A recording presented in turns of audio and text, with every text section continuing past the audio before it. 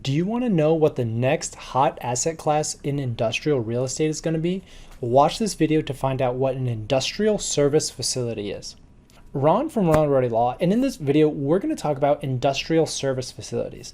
This is a must-have addition as a logical evolution of the industrial boom. We've already seen the genesis of industrial properties shift and industrial outdoor storage, but an industrial service facility represents that next level of evolution. What is an ISF? Okay, this is one of the most popular asset types into the future, and it's my bold prediction that for the next 12 or 24 months, this is going to see the greatest cap rate compression.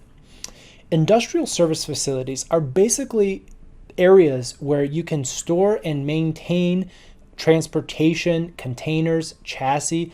You can house bulk materials, whatever. But the key is that you have a larger service component where the vehicles can drive in. Usually it's grade level, maybe you have a drive-through service bay, and there is some improvement that allows you to service these vehicles. It's really a key difference. You could load with roofing supplies. You can have a crane to load lumber onto a truck, and then the truck drives through and exits. But they're really an interesting asset class that has almost a unheard of demand. You think that industrial outdoor storage is great, but ultimately, if you want to be able to charge higher rents and if you want to be able to contribute with less competition, you're going to need some structure of improvement.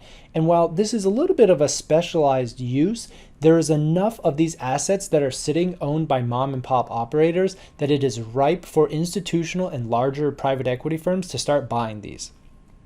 So currently, ISFs have one of the lowest vacancy rates in the industrial subsector. It's a very mature type of product, and the construction of new ISFs is very limited.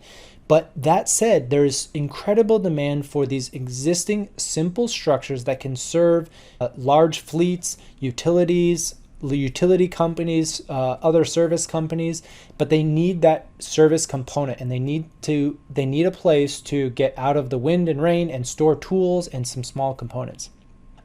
Demand for ISFs is a function of the demand for e-commerce. We're talking some eye-popping numbers, $1 trillion in 2023, and it's going to require even more industrial storage space. What happens though is as more goods move from manufacturing, from the ports, from the rail, you're going to have more goods, more mobile, and that requires transportation. While trucking is the backbone of the U.S. interstate and the consumer system, those trucks need service. And we're talking almost weekly oil changes. You need to check the wheels, wheel bearings, transmissions, coolant, all of these service items that on passenger cars you do maybe every few months, every few years.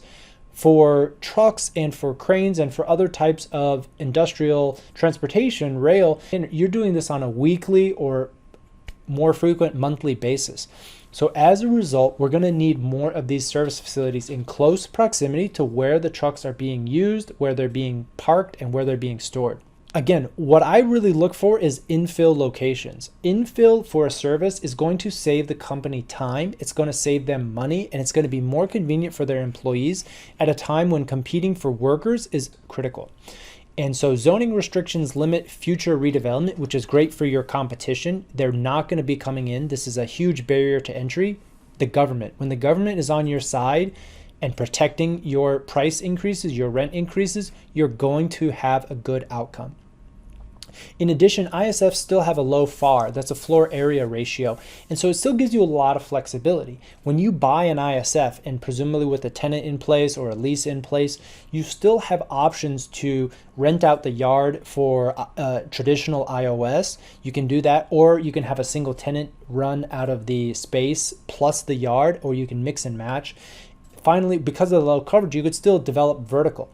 And so if you have multiple exits, that's going to give you a better valuation when you buy and greater confidence for just buying the acreage. Buying sheer acreage in an infill location in a booming population is going to be a success for profit.